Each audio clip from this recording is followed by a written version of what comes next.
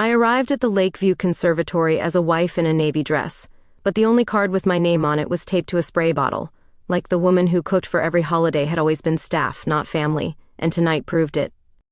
You're watching Revenge Files. Subscribe for a new twist daily. When my husband laughed and his mother told me the buffet was for family, the chandelier buzz hardened into a clock, each second daring me to either swallow it or light a fuse I couldn't unlight, the kind that burns straight through, the life you think you're stuck with. I slid off my ring. His smirk broke. I set the ring in his palm like a receipt, proof returned, sale canceled, and walked out into a lake wind that smelled like rain and iron. My steps felt steady on the conservatory stone path, but my head was a storm. The door clicked behind me. That sound told me everything I needed to know about the house I'd married into. I was welcome only if I served. I was 2 miles from home and a decade from who I used to be. My name is Nora Reyes Ward. I'm 36. I manage facility operations at St. Martin's Medical Center in Cleveland. My job is order, logs, checklists, safety drills, the dull things that keep chaos from taking lives. I don't break rules, I enforce them. That night I made a rule for myself. I would not let these people write Housekeeper on my chest and call it love. But there was more than hurt pride at stake. A closing date loomed like a guillotine. Evan, my husband, and I had a pending purchase on a small duplex on East 116th Street. We'd send our tenants' rent to a savings account and build something steady. That was the pitch he'd sold me in January. We wired the earnest money on February 2nd, $22,500, pulled mostly from my savings, the emergency fund I'd built in slow, boring increments over 7 years. The closing was in 10 days. My name never made it onto the draft deed. Evan said a delay at the title company caused it. He promised to fix it next week. I had emails, time-stamped apologies, and an ache in my ribs that told me I'd been shelved on purpose. I stood by my car and let the wind cool my face. I pictured Marla, my mother-in-law, lifting the buffet lid I'd been told not to touch. I pictured the name tag pinned to my dress. Gold plastic with black letters that read Housekeeper, as if someone had fished it from a box of extras. I took out my phone and photographed the tag, the seating chart, the lane of chafers through the open conservatory, doors, the laminated vendors, North Hall only sign. I recorded a clean audio memo with the date and time. Old habit, document first, feel later. Except the feeling wouldn't wait, it scalded. So I gave it a job. I drove home, sat at the dining table we bought secondhand, and made 3 columns on a legal pad: money, paper, leverage. In money, I listed what was joint and what was mine. 2 accounts together.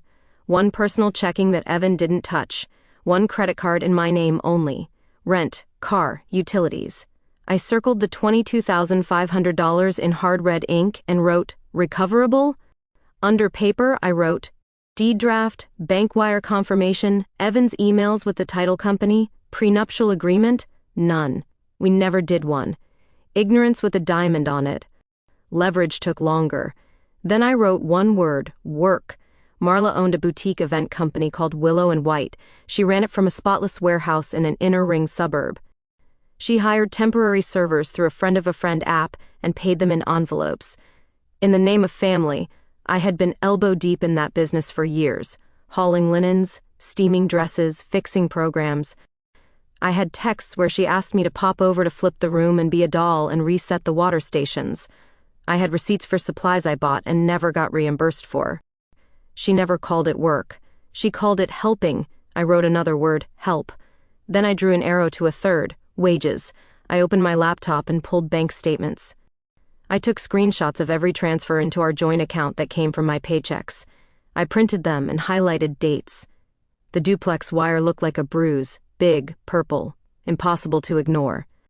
I printed the wire confirmation with my initials at the bottom because I always initialed everything. I printed the email from Evan that said, title is out of town until Monday. Don't stress. I printed 3 photos I'd taken that night, the name tag, the vendor sign, the seating chart without my name. But then another thought landed. If I was staff, they had put me in a category with rules. Rules for breaks and food access, rules for how tips and service fees were handled, rules for where staff could stand. If they'd put me in that category to humiliate me, they'd also put themselves in a category I could use to hold them accountable. The next morning, I called the state labor department intake line before my first hospital meeting. I asked what constituted wage theft when a family member helps at a business. The woman on the phone didn't laugh when I explained the name tag. She asked for facts. Did I have records of hours, receipts, messages instructing me to perform tasks that benefited the business? I did. She told me to fill out a complaint, include anything showing this wasn't a one-off favor, and list others who might support the pattern. She used a phrase I've repeated to myself since: if it looks like work and acts like work, we treat it like work. She also said they handle tip skimming and misclassification complaints. My pen scratched faster. One problem: retaliation. I worked at a hospital. My name was on a public staff page. Marla was the kind of woman who'd call a supervisor to share a concern. I asked the intake agent about confidentiality. She said they could keep my name confidential at the complaint stage, especially if I referenced others. She told me to encourage them to file too. I made a new list of names. At lunch, I drove to Willow and White. The warehouse door was rolled up. The same rolling carts I'd loaded with champagne flutes stood in a row near the dock. I stayed in my car and watched as two workers in black polos carried in crates. A woman I recognized from 3 events, Kyla, lit a cigarette by the curb. I stepped out. The wind whipped the smoke sideways. Kyla, right? She nodded. Nora. Evan's wife. The word tasted like an old battery. I have a question. Do you get paid cash after events? She hesitated, then exhaled smoke like she'd been waiting for permission to speak plain. In envelopes. Sometimes the amounts are light. They say the service fee covered it. Her mouth pulled sideways. We never see the service fee. Do you sign anything? She laughed without mirth. Only texts that say be there by 4.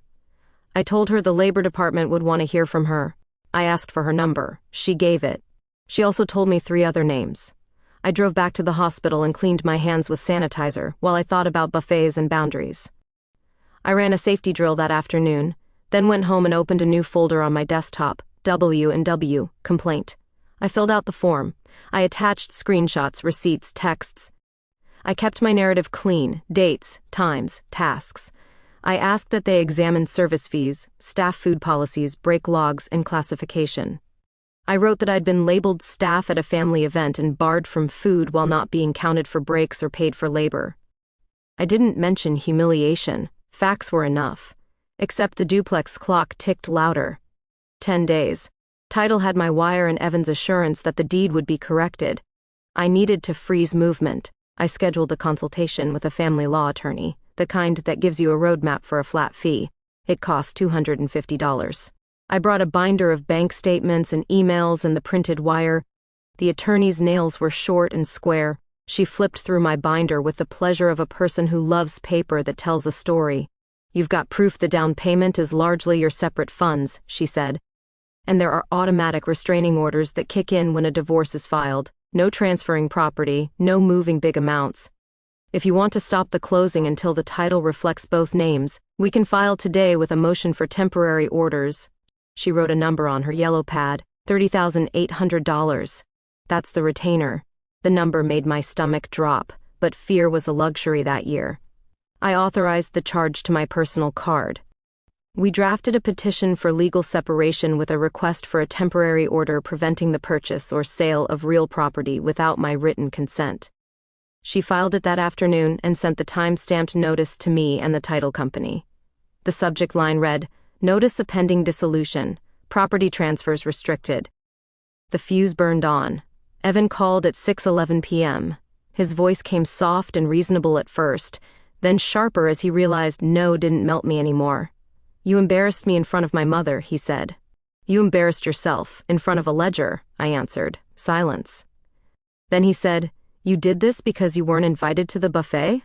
I told him I did it because my money was disappearing into a deed with his name alone. I told him I could list every bake sale I'd staffed, every Saturday I'd carried crates for his mother's company, every time I'd been told family doesn't need reimbursement. He hung up. 2 minutes later I received a text, "You'll be sorry. Screenshots work for those too." I didn't sleep, I organized, I labeled files with hours and days. I looked up the conservatory's occupancy permit online. The city portal listed a maximum capacity of 220 for the main hall. The head count on the seating chart I'd photographed was 340. My job had taught me that safety rules exist for one blunt reason: bodies must fit through exits in a fire. I took a breath, opened the city's complaint page, and submitted an anonymous tip. I didn't mention revenge, I mentioned blocked egress and overloaded balconies. The next morning, a fire marshal inspected the conservatory. I didn't know that then. I learned it from Marla's frantic group text hours later, the one she accidentally included me in because she forgot she'd tucked me into a family chat for updates. The text said, "City did a surprise walkthrough. They're asking for head counts and floor plans. Who gave them our numbers?" No one answered in the thread. I didn't answer either. The lake wind moved my kitchen curtains. I sliced an apple, ate it over the sink, and felt something like calm. But then the retaliation arrived exactly where I feared. A voicemail waited at my office phone at 8:03 a.m. A woman who identified herself as a concerned parent said she'd seen me at a party acting unstable and misrepresenting myself, and she didn't feel comfortable with someone like me in a hospital environment. She added, "I thought you should know, for safety." She never used my name. She didn't need to. My director forwarded it with a note, "We know who this is. Document any similar calls." She attached a statement of support for my file. I printed and filed it. The Labor Department emailed 3 days later, asking for additional details and any contacts willing to corroborate. I sent Kyla's number and 2 others. The investigator wrote that they would open an initial inquiry into Willow and White for potential wage violations and service fee misallocation. The words felt dry on the screen. They still tasted like justice. Meanwhile, the temporary restraining order landed at the title company. They paused the closing. Evan tried to salvage it with a flurry of emails that said I was confused and overreacting. He proposed a quick post-closing deed correction. The title agent responded that they would not proceed while a court order restricted property transfers. I printed that email too. Except Evan didn't stop. He used a shared login to pull statements from our joint account and moved $2,900 to an account I didn't recognize. The transfer notification pinged my phone. I drove straight to the bank with my binder. The branch manager knew me by name. I showed her the court order and asked for a freeze on further withdrawals. She called the legal department, then locked the account. I watched her click through screens. The sound of that keyboard felt like the first solid floor I'd stood on in a week. 5 days after the engagement, I met my attorney at the courthouse for the first hearing. Temporary orders only. The room's wood paneling smelled like old polish. Evan sat 2 chairs over with a lawyer in a shiny gray suit who smiled without eyes. The magistrate read the filings, asked a few questions, and issued a short order. Neither party could transfer, encumber, or conceal community assets. He also ordered Evan to provide, within 7 days, a full list of accounts. My attorney slid me a copy. The paper felt warm from the printer, but the real thunder arrived from another room on another floor. The city's fire marshal issued a correction notice to the conservatory for occupancy overages and blocked service corridors observed during a weekend event. The conservatory had to submit a revised floor plan and certify staff training within 30 days. It wasn't devastating, but it was public, and it cost fines and pride. Marla's company had supplied the floor plan for that event. She'd signed it. I read the notice online and printed it from my binder like a hobby. The weekend after, I took coffee to Kyla and 2 other servers in a diner near the warehouse. I didn't point a microphone at them.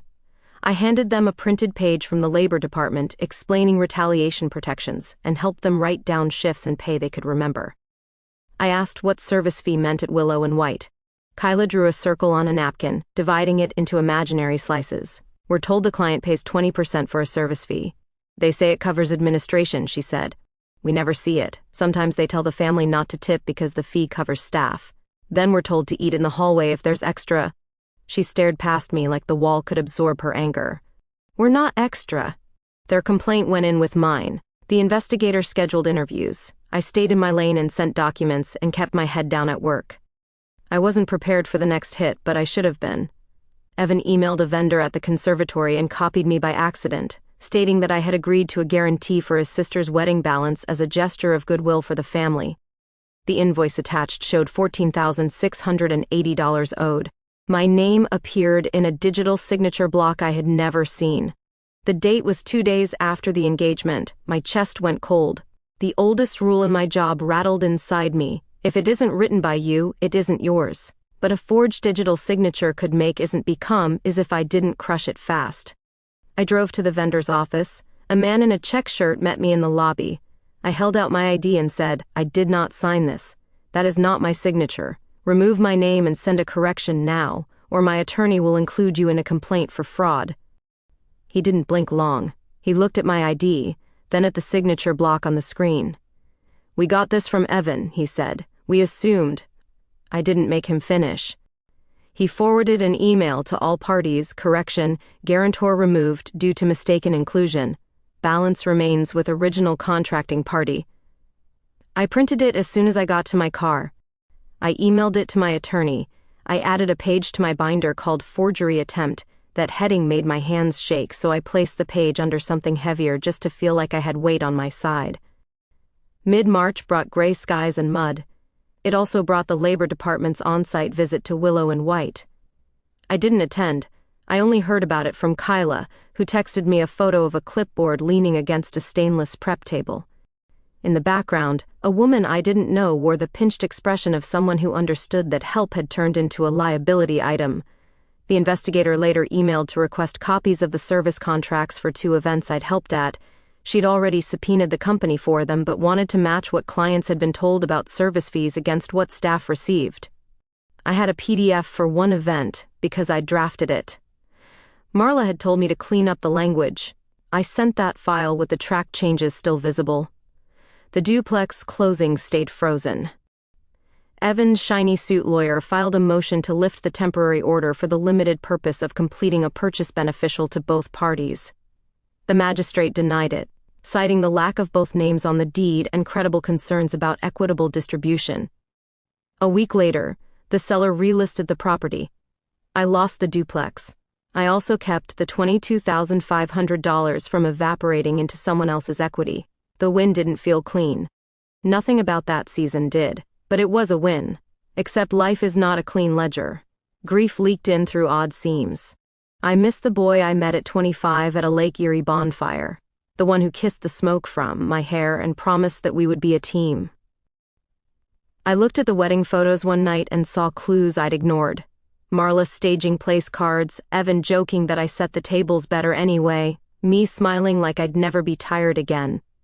I slept on the couch with the TV on and woke to the sound of a new email. The Labor Department issued a preliminary finding against Willow and White. In measured government language, they wrote that the company had misclassified workers, failed to provide required breaks, and improperly withheld service fees that clients had been told were for staff. They calculated back wages for a set of sample events and required an audit of a year's worth of work. They gave a number for initial restitution, $26,400 to named workers, with additional amounts to be calculated. They also wrote that if the company failed to comply within 30 days, a daily penalty of $500 would apply. My name did not appear in the restitution list because I declined it. I wanted my leverage, not their cash. I wanted a piece of paper that said the thing they'd said to me, "You're just staff," came with duties they had ignored. Marla called me that afternoon. For the first time in 10 years, her voice shook. "You did this to my business," she said. "No," I said. "You did this when you decided the people who carried your plates didn't deserve what you promised them." She called me ungrateful. I said, "I have the emails. The investigator has them too. And so does your daughter, because she was copied on half of them." She hung up. 30 minutes later, Leah, the sister, texted me. I didn't know. I sent her the PDF of the service contract with my track changes. She responded with a single word: disgusted.